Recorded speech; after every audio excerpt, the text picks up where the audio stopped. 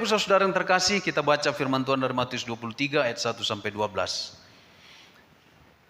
Matius pasal 23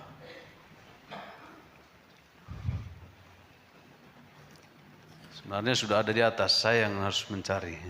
Nah, saya menggunakan Alkitab terjemahan TB2 terbaru ya, ada terjemahan yang terbaru lagi yang sedang disosialisasikan oleh Lembaga Alkitab Indonesia. Tapi kita Bapak Ibu membaca di depan saja, nggak apa-apa, atau di Alkitab Bapak Ibu. Tapi kalau ada sedikit perbedaan, jangan bingung maksud saya. Ya. Matius 23 ayat 1 sampai ayat yang ke-12, saya akan memulai. Yesus mengecam ahli-ahli Taurat dan orang-orang Farisi. Lalu berkatalah Yesus kepada orang banyak dan kepada murid-muridnya,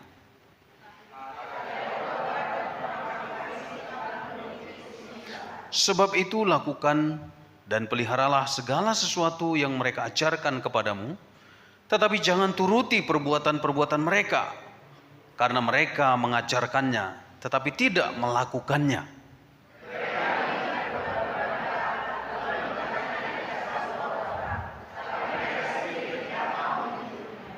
Semua perbuatan yang mereka lakukan hanya dimaksudkan untuk dilihat orang. Mereka memakai tali sembahyang yang lebar dan jumbai yang panjang.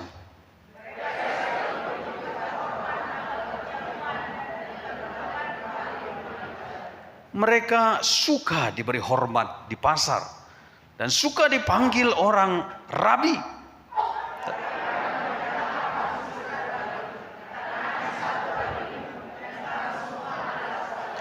Janganlah menyebut siapapun Bapamu di bumi ini, karena hanya satu Bapamu, yaitu Dia yang di sorga.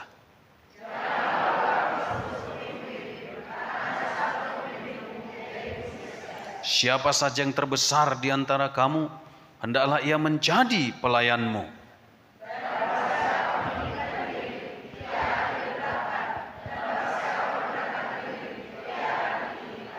Iya. Bapak Ibu, saya ada tayangan ya. Ibu bapak saudara-saudara, Yesus menyuruh murid-murid menuruti apa yang diajarkan para ahli Taurat. Ya, ini perlu kita garis bawahi. Yesus suruh murid-murid, ayo dengarkan, ikuti apa yang diajarkan para ahli Taurat. Tetapi ada catatan kaki. Tetapi jangan menuruti apa Bapak Ibu? Perbuatannya. Ini merefleksikan siapa ahli Taurat? Mereka adalah pemimpin-pemimpin. Mereka adalah pemimpin-pemimpin. Oh, belum ya ini. Ini nanti terakhir. Iya.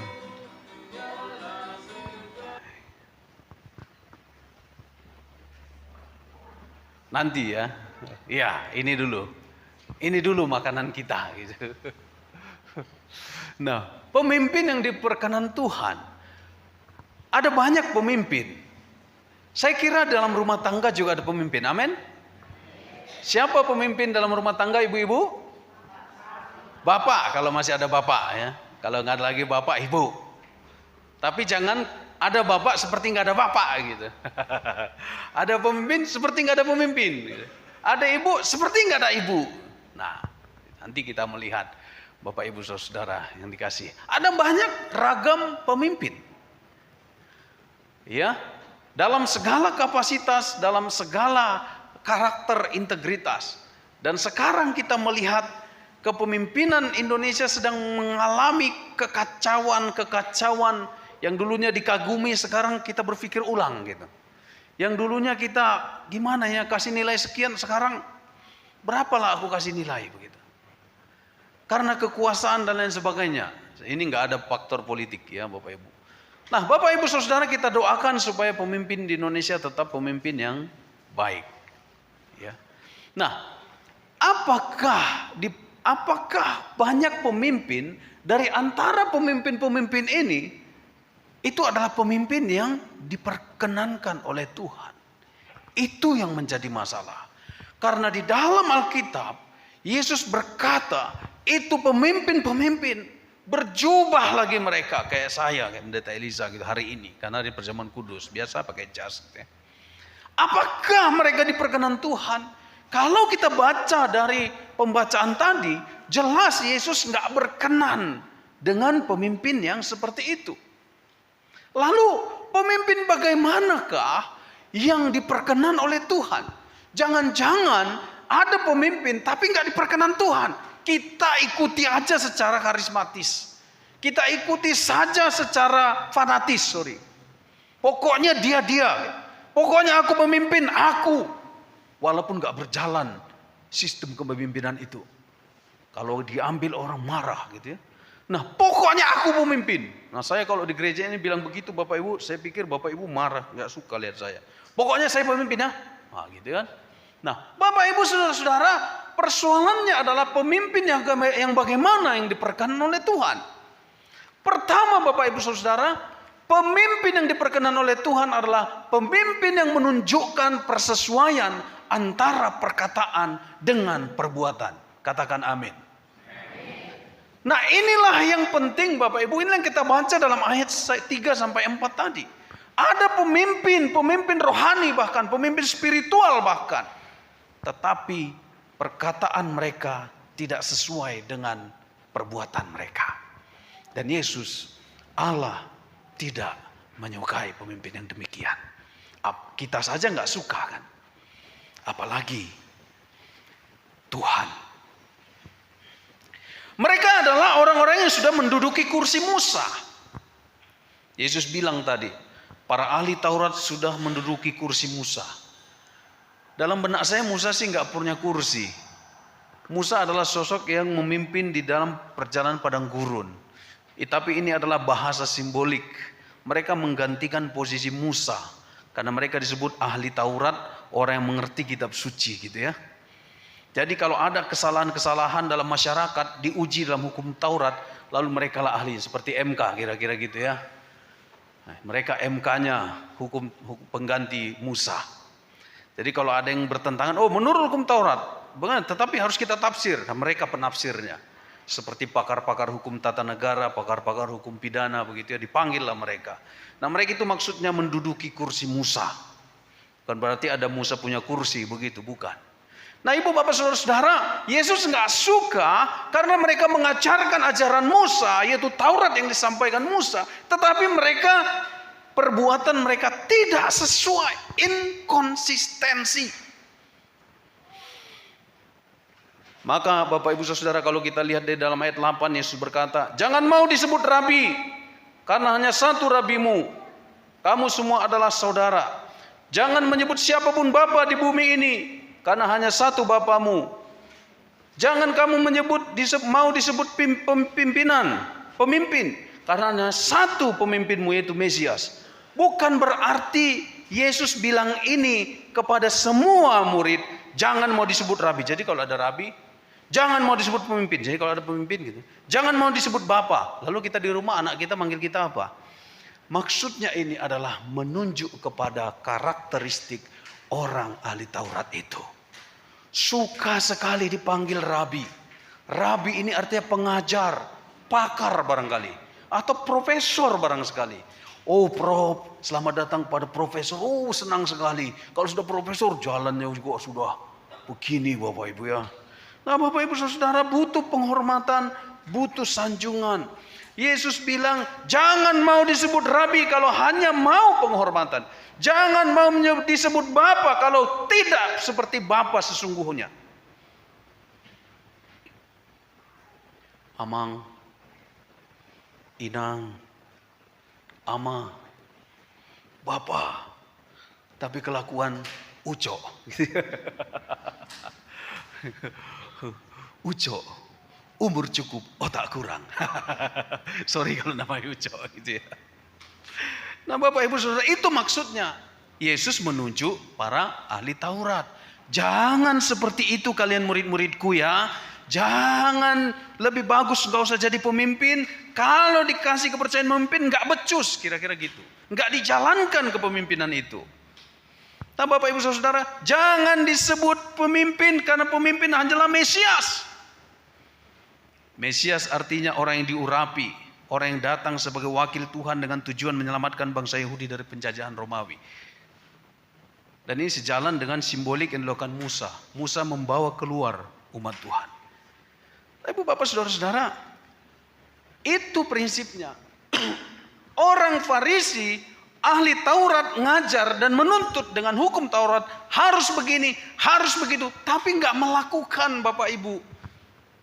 Sama dengan saya ajarkan firman Tuhan, tapi saya nggak melakukan. Lepas dari saya mampu atau enggak, itu nomor sekian. Tetapi ada motivasi saya mau melakukan dan mencontohkan. Baik kepada bapak ibu, baik kepada anak-anak keluarga saya terutama. Nah bapak ibu saudara, jangan sampai saya dikenal pendeta yang lain di bibir, lain yang dilakukan. Jangan sampai kita majelis di gereja ini, lain yang kita katakan, lain yang kita lakukan. Jangan sampai kita di sini sebagai laki-laki, sebagai kaum bapak, lain yang kita katakan, lain yang kita lakukan. Itu Tuhan tidak suka. Dan pasti pemimpin yang demikian tidak diperkenan oleh Tuhan. Makanya Bapak Ibu, ketika saya nanti ada penerimaan jemaat, jadi apa yang kita katakan harus kita lakukan. Ada pelantikan majelis, apa yang kita katakan harus kita lakukan. Saya juga ada penhabisan pendeta, apa yang saya sampaikan, katakan harus saya lakukan. Kita semua bertanggung jawab kepada apa yang kita katakan untuk kita lakukan. Pemimpin yang demikian akan berhasil. Kecuali kita nggak mau menjadi pemimpin yang nggak benar atau menjadi pemimpin yang nggak melekat di hati Tuhan, silakanlah. Sekedar katakan saja, tetapi nggak usah kita jalankan. Maka Tuhan tidak akan mendengar, tidak akan melihat kita, bahkan tidak memiliki trust kepada kita.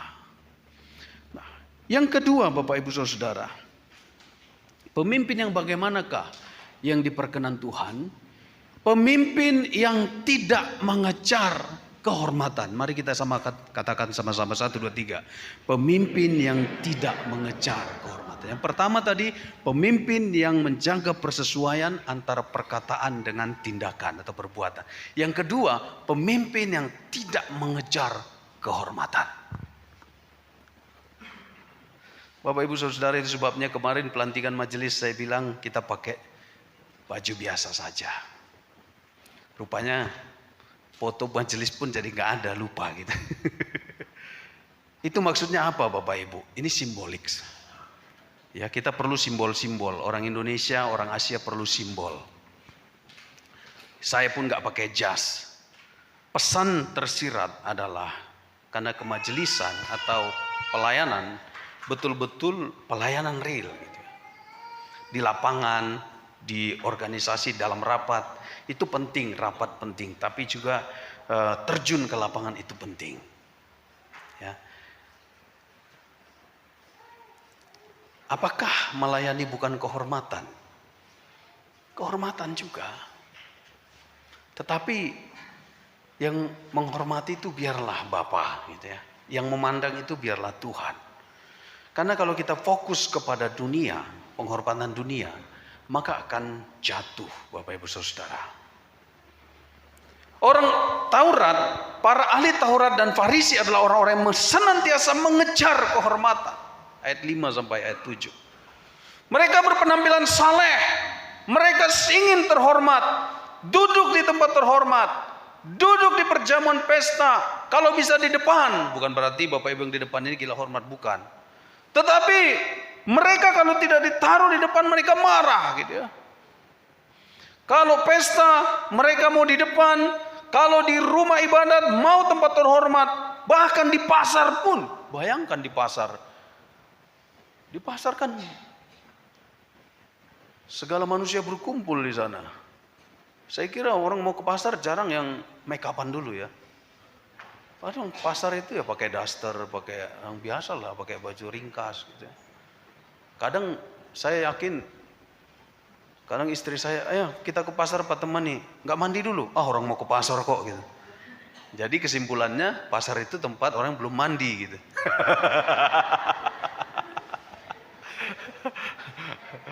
Sebagian orang, sebagian sudah mandi tentunya gitu ya.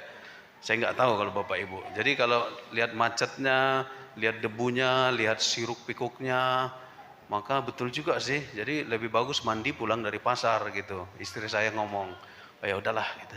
Jadi kalau nanti kita ketemu di pasar, nggak usah ketemu lama-lama Bapak Ibu. Karena mungkin kita sama-sama belum mandi gitu. Dan biasanya kan kalau orang mandi itu sekalian gosok gigi gitu. Jadi jangan-jangan belum gosok gigi juga gitu. Tetapi orang Farisi, orang ahli Taurat, pengen dihormati dalam konteks demikian. Orang sibuk jual dagangan, orang sibuk menunjukkan, menawarkan barang, orang sibuk tukar menukar uang, mereka datang pengen dihormati. Awas. Woi, datang guru gitu ya, datang rabi. Gak usah Bapak Ibu, gak usah. Yesus melihat hal itu. Nah ini gak bagus, ini gak baik. Ya, nggak baik. Yesus tidak suka jika kita mengejar penghormatan. Bukan berarti kita nggak usah dihormati yang melayani, bukan. Tapi jangan mengejar penghormatan. Pelayanan dengan motif mengejar penghormatan tidak diperkenankan Tuhan.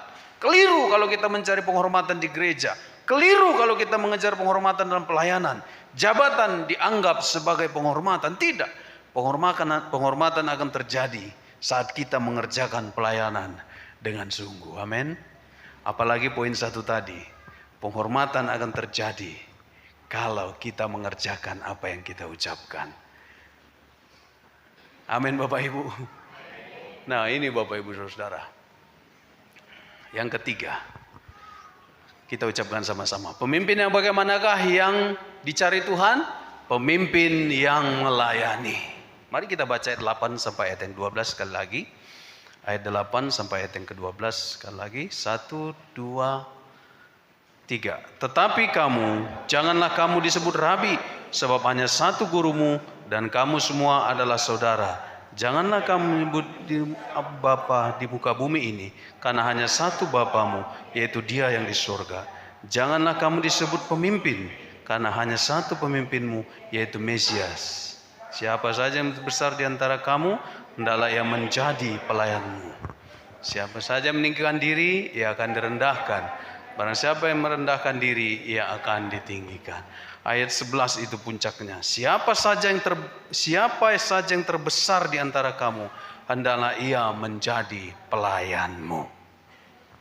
Enak Bapak Ibu ya. Menjadi pelayan. Tapi Bapak Ibu Saudara, ini bahasa Inggrisnya, the servant leadership. The servant leadership. Makanya Bapak Ibu saya lihat, ya nggak usah lah ya. Penampilan dalam pelayanan itu, khususnya di gereja metodis nggak terlalu dianjurkan. Bapak Ibu jemaat saja, mau pakai baju biasa pakai baju. Yang penting bersih, sopan. Nggak usah membawa perhiasan. Maaf ya kalau yang bawa perhiasan ya. Tentang pendeta nggak punya apa-apa gitu, bukan. Supaya itu nggak apa-apa kalau hanya sekedar biasa, nggak masalah gitu. Jangan sampai berlebihan, apalagi toko emas berjalan gitu ya. Nanti kan kasihan juga kalau kita dirampok gitu. Nah, ya. The servant leadership, ini dia tokohnya pertama Bapak Ibu Saudara. Ya. Robert K. Greenleaf tahun 1904-1990 was the founder of the modern servant leadership movement and the Greenleaf Center for the Servant Leadership. Jadi topik the servant leadership ini pertama kali diangkat oleh beliau ini, Greenleaf, Robert K. Greenleaf. Robert K. Greenleaf. Tapi sebenarnya dia terinspirasi dari siapa Bapak Ibu? Yesus. Dia orang Amerika. Sejak saat itulah Bapak Ibu Saudara, paradigma tentang pemimpin yang harus dihormati, pemimpin yang ada di menara gading, pemimpin yang ada di tempat terhormat, itu berubah paradigma. Bukan berarti nggak boleh dibegitukan, tetapi secara prinsip pemimpin yang berhasil dan itu terbukti di perusahaan-perusahaan, di lembaga-lembaga adalah pemimpin yang melayani. Makanya Bapak Ibu Saudara, kalau kita pergi melihat di sana ada bengkel, Apa di sana namanya? Servis sepeda motor, servis AC, servis jam, servis HP. Servis artinya melayani, serve. Dulu nggak ada istilah itu. Setelah Greenleaf mengeluarkan teorinya, booming lah istilah. Ini kalau orang belajar manajemen atau kepemimpinan pasti menyebut nama Greenleaf. Ada 10 disarikan teori kepemimpinan, tapi kita nanti jadi lari ke Greenleaf. Enggak, kita harus tetap di Alkitab. Sejak saat itulah teorinya dipakai dalam pengembangan teori-teori leadership, kepemimpinan sehingga berhasil. Jadi Bapak Ibu nggak laku lagi pemimpin yang berada di Menara Gading.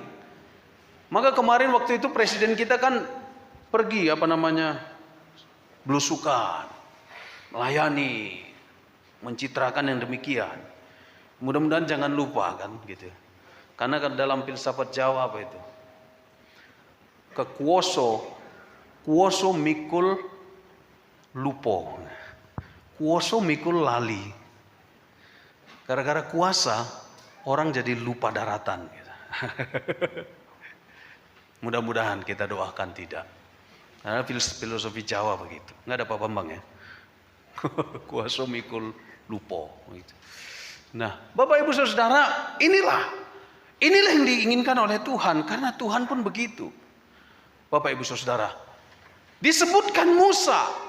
Musa adalah sosok yang saya katakan tadi mereka tafsirkan kursi Musa. Sebenarnya Musa nggak punya kursi. Musa memimpin bangsa Israel keluar dari perbudakan, keluar dari masalah. Memimpin demikianlah yang dicari oleh Tuhan, yang bertindak, berjalan. Ayo, ketika anakmu ada masalah, bukan hanya menghakimi seperti ahli Taurat, menurut hukum salah, menurut ini salah, tapi angkat, keluar dari masalah itu. Dia itu yang lebih penting. Itulah pemimpin, masuk ke dalam seperti Yesus. Puncaknya Mesias Yesus.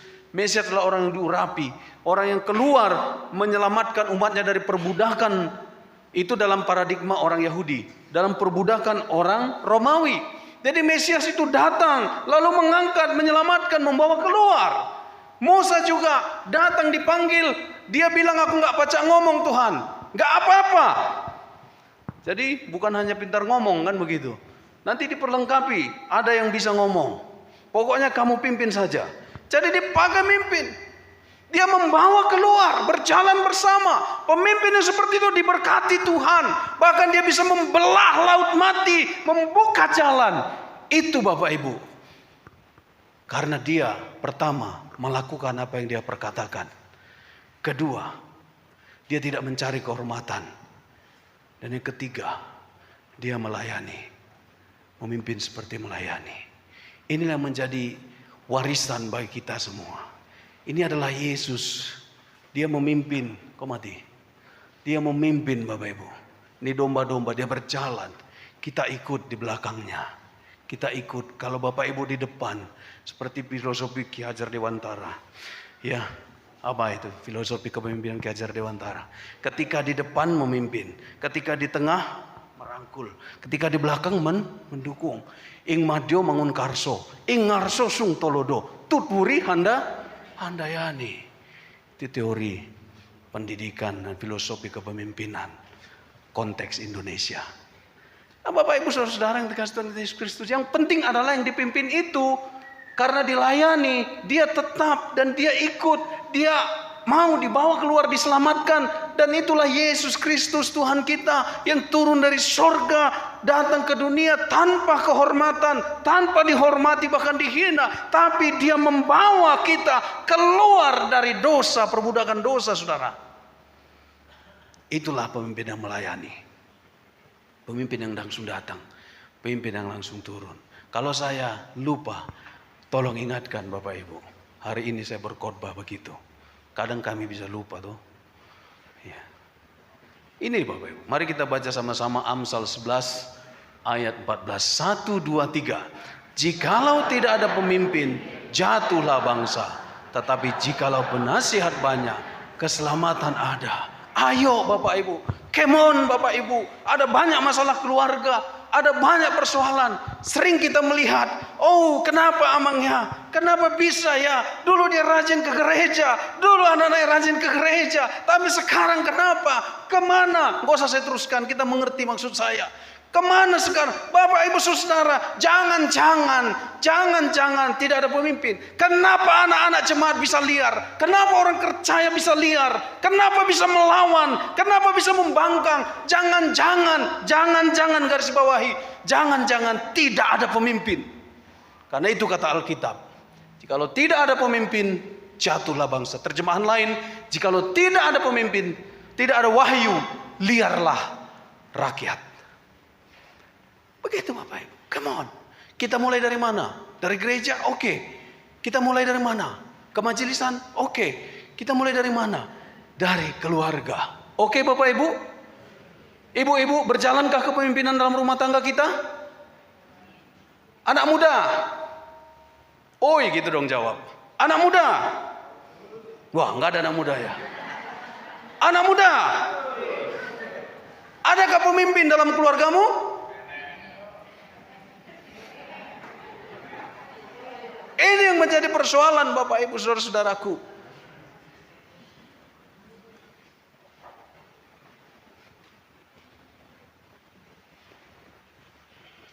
Kalau tidak ada pemimpin, liarlah rakyat. Kenapa sih kita berat memimpin? Mungkin kita nggak melihat model di tengah keluarga. Tapi di luar kan kita memimpin.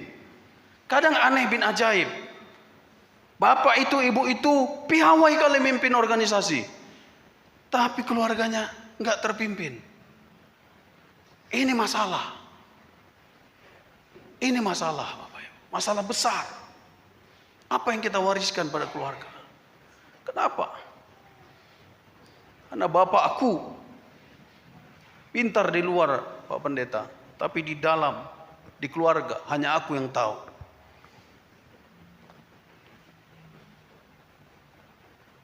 Bapak Ibu, ayo come on. Kita pimpin. Saya terbatas memimpin kita semua. Oke, kalau ada anak kita bermasalah, kami doakan, majelis doakan, layani.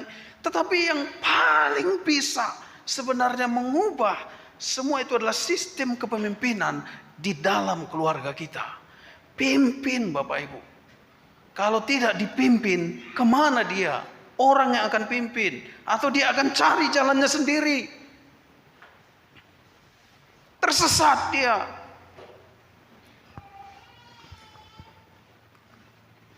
Bapak Ibu Saudara, salah satu program yang kita gadang-gadang ada sel grup keluarga.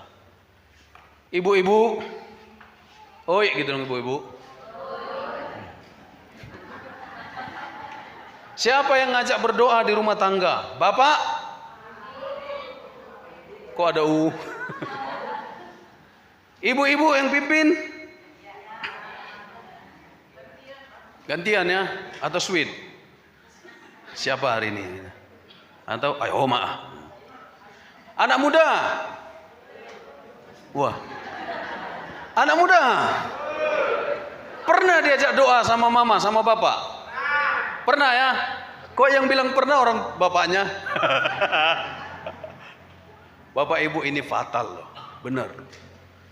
Benar loh. Ini yang saya katakan ini pahit. Tetapi pahit itu obat.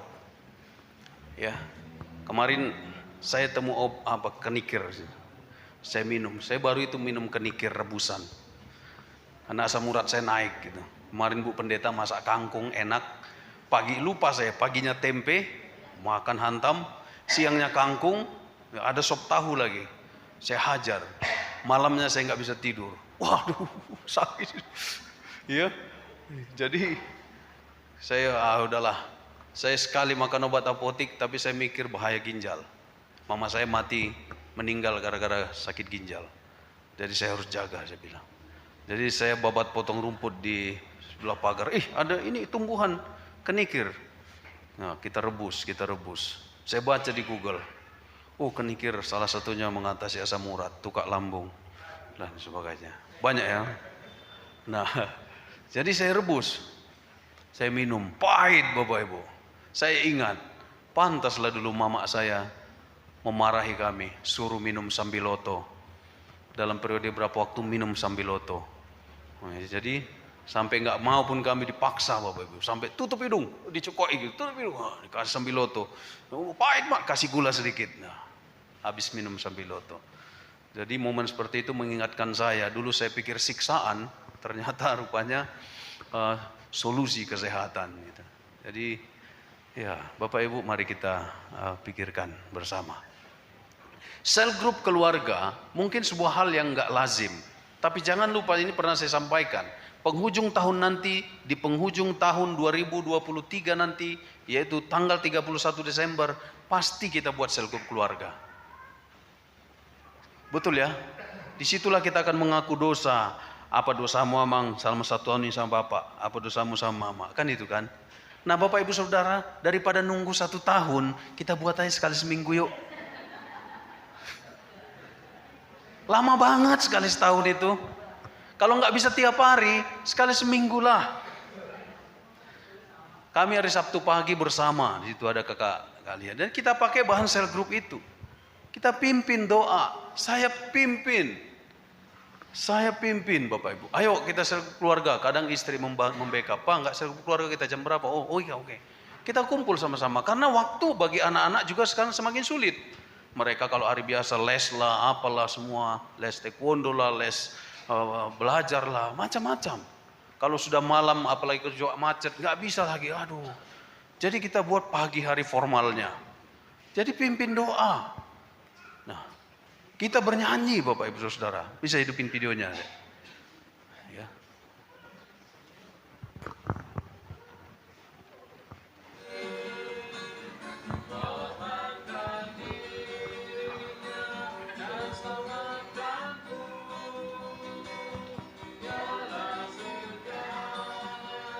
Gambarnya enggak ono. Tadi ono. Ini Bapak.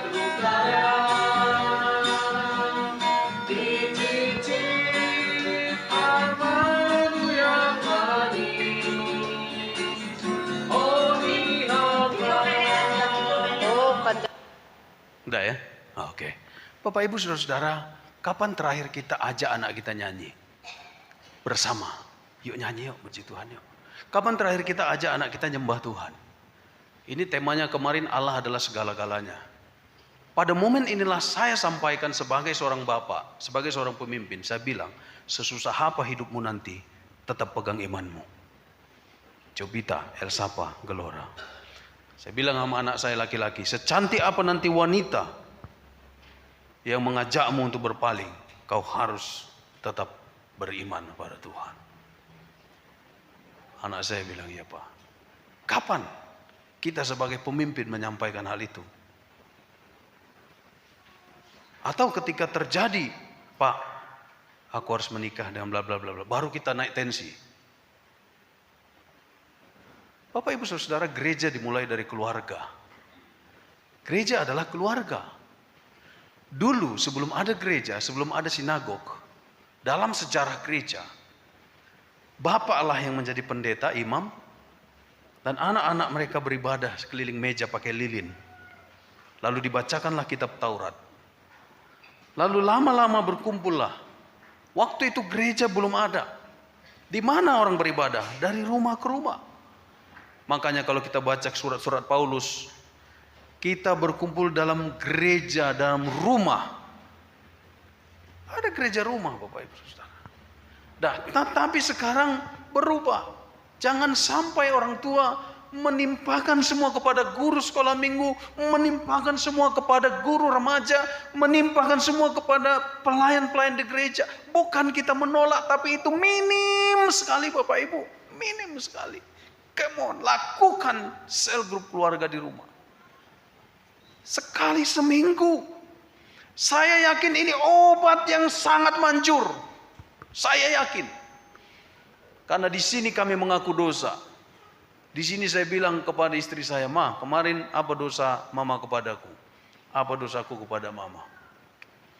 Di sini saya bilang sama Jopita, ada di video itu. Jopita, kau berdosa. Buat papa kesal.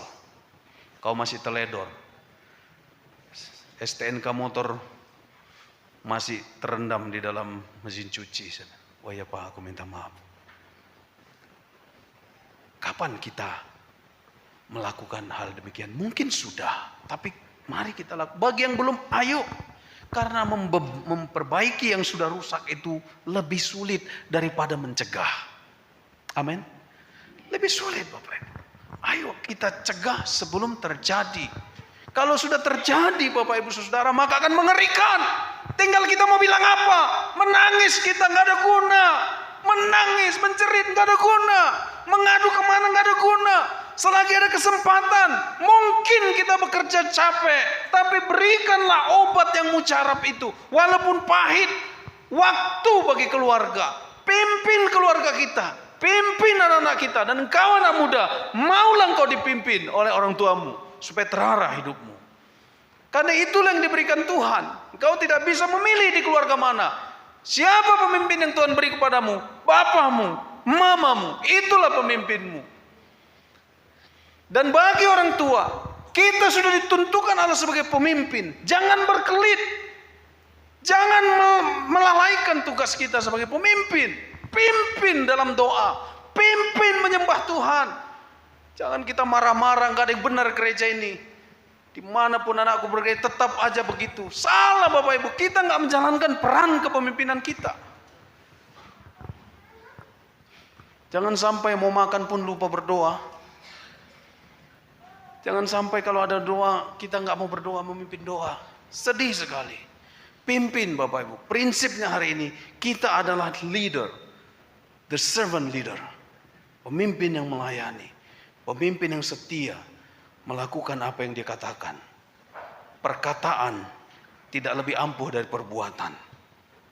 Tapi sekali kita berkata, dan kita melakukan tindakan yang berbeda dari yang kita katakan, itu akan meracuni segala-galanya. 1000 berjuta nasihat tidak mempan, tidak berarti sama sekali.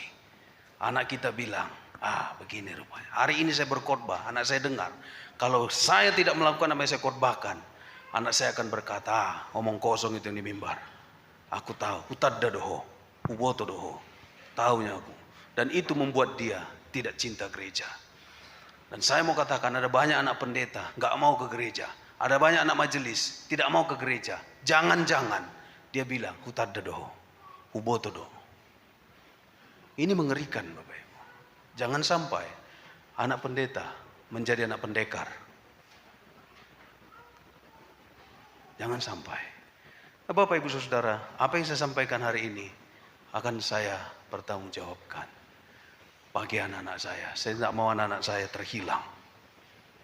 Nah, mari Bapak Ibu, the servant leadership. Pertama, lakukanlah sesuai dengan apa yang kita katakan. Yang kedua, jangan kejar kehormatan. Ketiga, jadilah pemimpin yang melayani. Tuhan Yesus kiranya memberkati kita. Mari kita berdoa.